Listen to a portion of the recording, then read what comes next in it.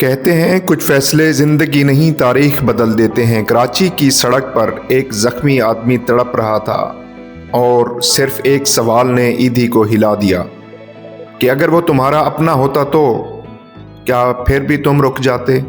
یہ سوال پاکستان کی پہلی ایمبولنس کا آغاز بن گیا۔ ایدھی کے پاس کوئی دولت نہیں تھی، اس کے پاس کوئی گاڑی نہیں تھی، کوئی مددگار نہیں تھا، مگر اس کے پاس جو تھا وہ ایک عہد تھا کہ انسان کو تکلیف نہ ہو، کہ کوئی انسان اکیلا تکلیف میں نہیں مرے گا۔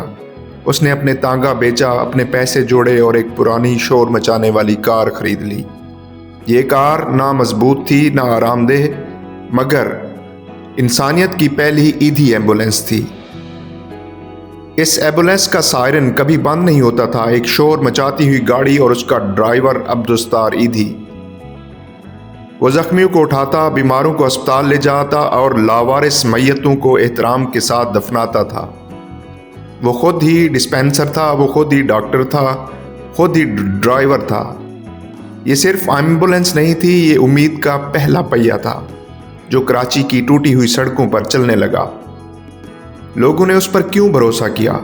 ایک نوجوان پر، بغیر دفتر، بغیر عملہ، کیونکہ وہ جھوٹ نہیں بولتا تھا۔ وہ ایک پیسہ بھی اپنی جیب میں نہیں رکھتا تھا، وہ رات کو سوتا نہیں تھا اور دن کو تھکتا نہیں تھا۔ وہ ہر مذہب، ہر زبان سے بالا تر، ہر رنگ کے انسان کو ایک ہی نظر سے دیکھتا تھا۔ لوگوں نے کہا یہ نوجوان مال سے نہیں احساس سے چلتا ہے۔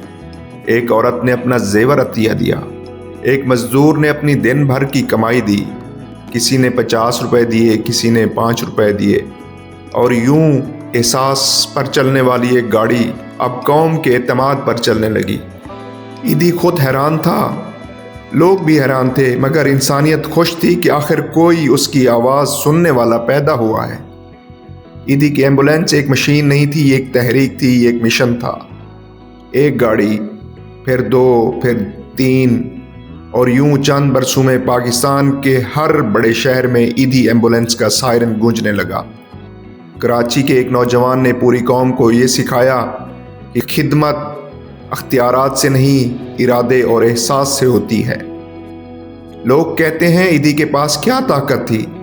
اس کے پاس کوئی طاقت نہیں تھی، ایک کمزوری تھی کہ وہ انسان کا درد محسوس کرتا تھا۔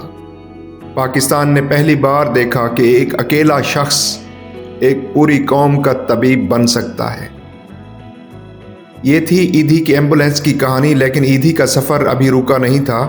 اب سوال یہ ہے کہ ایدھی نے دنیا کا سب سے بڑا ویلفیئر نیٹ ورک کیسے بنایا؟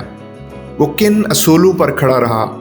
کس نے اسے توڑنے کی کوشش کی اور کس چیز نے اسے ناقابل شکست بنا دیا؟